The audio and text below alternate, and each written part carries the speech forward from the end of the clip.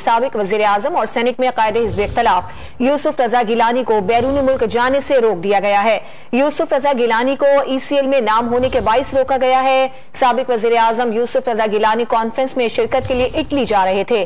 बात करेंगे don news के नुमाइंदे नादिर गिरामानी से। नादिर, बताइए इस हवाले से क्या अपडेट्स हैं?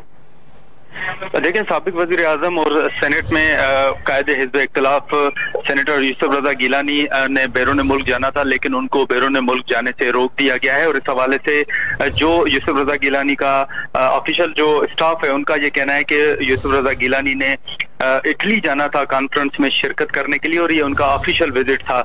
लेकिन जैसे ही स्टाफ एयरपोर्ट पर पहुंचा और उन्होंने इमिग्रेशन करवानी चाहिए तो उनको बताया गया कि यूसुफ रजा गिलानी का नाम ECL पर मौजूद है, इसलिए वो बैरून मुल्क नहीं जा सकते। यूसुफ रजा गिलानी ने इटली में कॉन्फ्रेंस में शिरकत के लिए आज रवाना होना था और उनका नाम ECL में होने के बायस उनको बैरून मुल्क जाने से रोक दिया गया है और उन्हें बताया गया है कि उनका नाम अभी भी ECL पर मौजूद है, इसलिए वो इटली नहीं जा सकते। तो इस हवाले से साबिक वजीर आजम यूसुफ रजा गिलानी को बैरून मुल्क जाने से रोक दिया गया है। जी नादिर गिरामानी, आपका बहुत शुक्रिया तफसीलात।